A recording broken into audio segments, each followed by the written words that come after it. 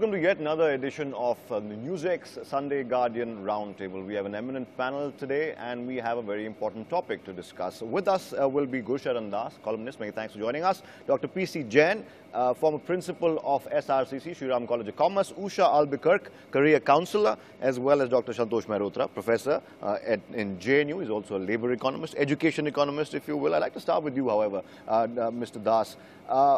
Really recently, the Prime Minister launched his Skill India program. It's an ambitious project.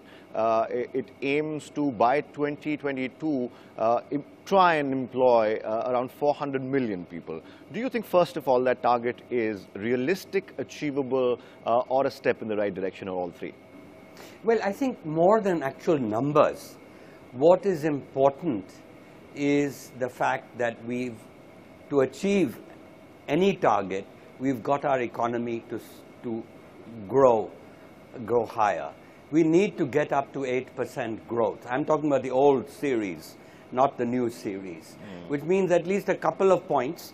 And actually, we should be aiming for double-digit growth. Ideally, we'd be trying to do that for a while now, yeah, but it hasn't been but happening. you know, let me just say that the most reliable figures I've read are that 1% growth results in 1.5 million new jobs. Each job creates 3 new jobs. That's a total 4.5 plus 1.5, 6 million.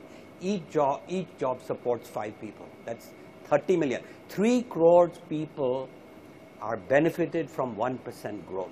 So the aim of ultimately, skilling is all very good, but we have to have the jobs. And to get the jobs, he has to make it easier to do business in India. What I get from that is skilling India is all good, but it doesn't guarantee jobs. Would you say that's a fair assessment? We talk about jobs in much broader terms, saying our economy will grow, jobs will come, that's what the country really needs. But in reality, is it as simple as that? No, of course not. Jobs will only grow rapidly for those joining the labor force if the jobs are in labor-intensive sectors, if mining increases, or if steel industry expands output. You're not going to get that many jobs. These are not labor-intensive industries. So it's absolutely critical that while I'm not for a moment decrying IT or steel and such sectors, all I'm saying is that this government, in addition to ease of doing business, also needs to focus its attention and industrial policy in specific towards labor-intensive sectors, towards leather, to garments, textiles, shoes, you know, tourism. You mentioned all of those sectors because I was reading a report and that report quotes that there is high unemployment in these sectors as well. Now, these sectors like leather, tanneries, small karkhanas, if you will, they used to be, you know, generators of jobs. That's not the case anymore. No, that's not true at all, actually. They are still generators of jobs. In fact, all the evidence is that these sectors remain as labor-intensive as they used to be. And it's critical that we get our policy right so that the focus of ease of doing business should be particularly in the labor-intensive sectors, because there's a double benefit here for the government, because you will generate jobs for so many more, and you will get votes as a result of that. So if your focus was on labor intensive, then you are going to create incomes in a larger group of people who will generate demand for goods, and therefore... Sorry, I just wanted to come to Usha for a bit now. One of the biggest takeaways we've seen in the past, I think 5 to 6 years, is even though the government does focus on mechanisms or policies to make sure that there is job growth, we haven't seen the results as well. I think the problem is twofold. One is graduates coming out. It's not a matter of employment opportunities, but it's their employability levels. And from what one has heard and one can see, large numbers of them are just not suitable for the job market. There are so many studies done. Recently, Narayan Murthy himself came out with the fact that 25% of technical graduates are employable. That's about 15% of regular graduates, and only 23% of MBAs are suitable for the job market. That's a telling statement. Exactly, because, and if you look at the PISA report, the program for the student assessment international, India is 72 among 73 countries. Wow. In terms of the assessment. So a large part is what education are the students getting? That's one problem. The second is really a mindset. And that is till now, skill education has never been an achievable model that students have actually gone for. So it's a problem that has to be tackled on two levels. One, you mentioned the mindset as well as the unemployability part. And the mindset, we've been modeled with this generic sort of model that anybody who's above a certain percentage in points has to get into engineering and medicine, come what may, and anybody who's incapable of doing that goes into other areas like the arts and things which are so badly... Is that at some level a failure of our education system yes, per because se? we don't understand, it has to go through a learner-centric method, where a career is based on your strengths and abilities and what you're capable of doing, rather than, you know, one size fits all. If you get these marks, this is what you do. Have you seen that over the years? You were principal of a very prestigious college as well. Did you see that fear in students trying to, you know, in the rat race, manage to get a good college education The worst part as compared to the others who the could? worst part of this country is, even after so many education policies, who bothered about the teachers? After all, who will bring the quality in higher education or even in the school level education? Our teachers are not competent. Our teachers are promoted on time basis, never on merit basis. Even appointments are not based on merit. If you ask even teacher after 30 years, he must not have read even a single book in 30 years' time. But we are giving them a promotion. What you're saying clearly is what she mentioned, the unemployability of the students is at some There level are correlated jobs to what they're being taught and by whom. Absolutely. And in case if the UGC says that, look, this is the syllabus, implement from tomorrow. So who prepared that? 1 month's time. And then ask you 30%, I mean, you can change. But who is going to change in 1 month's time, in 30 days? That fascinates me, you know, the unemployability question fascinates me because who exactly is teaching our kids and what exactly? Where does that come from? Do we need to change it from ground up first? Yeah, well, I think this is an indictment of the UGC Raj of the last 65 years. I mean, this one institution has done more damage to our country. That's why no Indian university is amongst the top 200 in the world. This is why this whole question that he brought out, that your promotion is based on the number of years of service, not on merit. You don't have assessments of any kind. Even in primary school, they actually, in the worst part of the Right to Education Act, No assessments till no class outcome. 8. Yeah. And they didn't allow assessments. Only now some states like Maharashtra are realizing the importance of assessment. And to me, really the most defeatist figure of all is that the NASSCOM reported a few years ago that 98% of people who come for an interview for a call center job, out of 100, 98 are rejected. So I'd like to discuss ways of perhaps going about it to correct whatever is wrong, but I'll do that in a bit because I know you don't agree with these figures. Yes, can I just add please. one other thing? This what Dr. Sen said, merit. In this country, we are merit averse. Everything is based on quotas, on rights. Students who come with a piece of paper and then claim they need to get a job or they need to get admission because that piece of paper states that he has privilege. Yes, Can I no, just that say he's done something. So knowledge is just that piece of paper. It's not, we don't focus on what he needs to learn, what he has learned, but it's based on... Yeah. What's You know, the a few structural years, sorry, problem? can I What's just- Mehrotra first, then Yeah, I'll come to you. just to add to Mr. that, Das, Dr. Mehrotra first, and I'll come to you. What's the structural problem underlying the lack of employability? The structural problem is poor quality. What is driving poor quality for over 18-year-olds in tertiary education? It's the massification of higher education that took place over the last 6 or 7 years. You know, our enrollment rate went up to 18% of the relevant age cohort at tertiary level. You know, that's called a massified higher education system. If there is not enough money and human resources of the right quality going in to ensure that there are teachers and appropriate infrastructure, you will get what you're getting. Massification led to mediocrity at all levels? Absolutely. The fact is that although in the last 6 or 7 years that share has dropped of arts students to 30%, the absolute number has still risen. In a rapidly diversifying economy, if you're only doing arts and humanities, unlikely. Second, the problem is that the state is not funding. So the private sector is growing. The private sector share in tertiary education of total enrollment over that same 6-7 year period rose to 59%.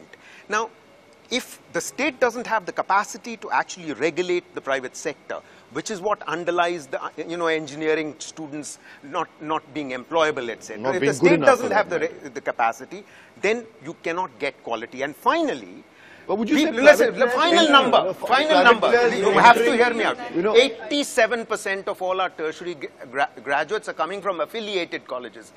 The state has no capacity to regulate affiliated colleges. Private players entering also drove mediocrity. Yeah, what drives mediocrity? I started by talking about UGC Raj. What drives mediocrity is the lack of autonomy. And competitiveness. At the heart of the whole system, the disease is the desire to control from Delhi. And if you allowed autonomy to colleges, I'll tell you, they would produce innovative courses. They would produce courses because they want to attract people. They'll produce employable graduates. And you'll have a direct link with the market. So we have clearly two distinct views. More regulation, perhaps some regulation, but more autonomy. I do believe there is a need for regulation. Yeah. But not of the UGC type. I agree. But an enlightened... I'll come to both of you, but let me finish.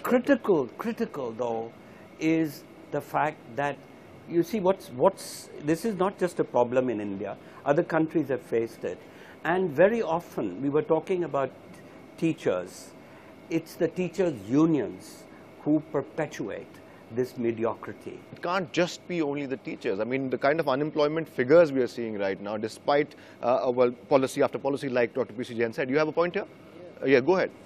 I think we have been dishonest to higher education in this country. We've never been honest. And we have reduced to a point where not a talented person would like to join education, don't want to be a teacher. Why? Why they want to go third-class jobs? That's where the mindset comes in as well. No, it's not a mindset. Teaching there. I don't know about that. Teacher salaries in the university in our country are one of the highest in the world.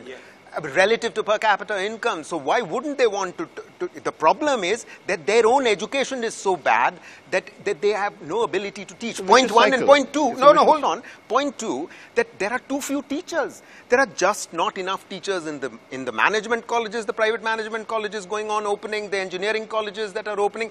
I find it very difficult in JNU to hire senior faculty. And when I was the DG of the Research Institute of the Planning Commission, I had very great difficulty because you just can't find enough quality teachers. That's the problem. So that is not the problem. That is not the problem. Problem is why we are not working in last 60 years or next 10 years or 20 years. We are already in the process of formulating our education policy. Why we cannot produce the good teachers? Focus on producing good teachers. Things will automatically be taken care of. You know, now, I think these things are about to change because after the 6th Pay Commission, the salaries, frankly, of teachers at all levels have gone up. Yes. I mean, starting primary school teacher now earns 25,000 rupees a month. And so I personally think that if the hiring process is fair, if it is fair, then a lot of young people now will join the teaching profession. Whole back we're discussing skills in India, skill sets, as also how education is linked to all of it. We have an eminent panel. Let's get back to the discussion straight away. Okay, let's go back to skill. I think it's also it's the training of the teachers. The training of there are no good training institutes for teachers, and the training outcome. They don't look at learning outcome. They just look at learning. What is the student going to learn? How is he going to apply that knowledge? What are the skills that he's likely to pick up? That is not part of the whole learning exercise that carries out in school. So one is the teacher problem, and the training of teachers. The second is the curricula. Most of our educational institutes, at least even in school, in colleges more so, they're outdated, they're irrelevant, the curricula. And there has been no effort to change it, again, because you have this monolith of a department that controls what students learn or not learn, and therefore large part of the learning is lost. And the third is really linking it to employability. You wanted to talk In about largely most of the areas, skill-based areas or the services areas where they need good skills, just basic English, maths, they're very poor because it hasn't been developed to a level in which they're employable. Like he said, why are they? Call centers is the very basic jobs. And yet the students are not suitable. Can I ask one question around the table first? Then I'll come to your point. Don't worry about that. I'm talking about skills only. Yeah, I'm also talking about skills. The question really here is that we have understood that it has to be skill-oriented. Okay, whatever that the students are doing has to be skill-oriented. But is that really enough? And I'll go one by one, starting from you. Are more skill-oriented jobs, as they call them, quote unquote, are they going to ensure jobs for millions of people? Starting with you. Well, industry is crying out for more skilled people. I mean, it is switching technology to more capital-intensive technologies and not giving people jobs because they can't find the people. So there's no question about it. There is a huge demand for vocational education. There is a huge need for vocational education. Now, the issue has been raised. Has vocational education become aspirational or not despite all this increased demand from industry? It has not become aspirational, and there are two reasons why it has not become aspirational. And this is a problem not just in our country, it's a problem across the world. First, very often the children who enter vocational education come from very poor backgrounds, but they need stipends. Government is not giving them stipends, industry is not giving them stipends. If you don't give them a stipend to be in training, then they will enter the job market without any training. That's point one. The second is that the quality of the vocational education or training that is being imparted to them, whether it's in ITIs or in the school system, is poor. Therefore, they are not employable for that reason. It's absolutely critical for, if that is to happen, meaning their employability increases. I'm talking about under 18-year-olds here now, and also for those children who are in polytechnics. You have to increase the number of teachers for both vocational education under 18 as well as, and secondly, quality. Yeah. So there's no getting away from both these. Absolutely. He's delineated 2 points here. Do you agree with that? And also my original question, will a skill-oriented, a better skill-oriented program help? I think you have to take knowledge along with skills and some amount of learning that goes along with. That goes without saying, of course. But I think a large part of it is, do we need degree-oriented programs for some of these jobs? No. But that is what the market demands. Somebody goes for a job, unless he has a degree in addition to his skills, he's not going to get that kind of job. A degree is always better than a diploma. So as a result but he can't afford it. Students rush in for a degree program irrespective of what they're doing. Particularly degrees from XYZ universities, irrespective of what course they do, they will do that. And then that's when they find that they don't have the skills that they need, which they should have been trained in. The second point is the jobs. How do they pay them? And the salary levels. Many of these skilled jobs do not pay well, and students do not want to go into them because not only are they not aspirational, as he very rightly said, but they don't pay. Would you largely agree with that? I think, no, not at all. As you were saying, 400 million people are going to be trained, expected or something. No, it's to be skilled, not to be given jobs. Skilled. Yeah. But who will skill them at world-class level skill? Because we want to be a global power in manufacturing, this and that. So unless we can focus first on training of our people to train in the skills which may be of world-class level. For you, that's the root otherwise, of everything. Unless we tackle that, there is yes, no going forward. Otherwise, there will be the same fate as has been happened in the education of this country. Okay. You know, in addition to what has been very good points that have been made, I would just return ultimately to the disease of education, higher education in particular, and that is the notion of autonomy. That frankly, our colleges have been throttled, they've been stifled. And when you give a little freedom which is what we did in 91. We gave a little bit of freedom to our people, and look what they have created. And I had a child who came to me this summer who was the daughter of my cook. And she came, and she was desperate to learn English. She came from a village in Uttaranchal, where she didn't learn any English. And you know, I also took it as a challenge. I'm going to teach this child English. Okay. And we tried a few schools, etc. This was summer. But then I discovered Duolingo.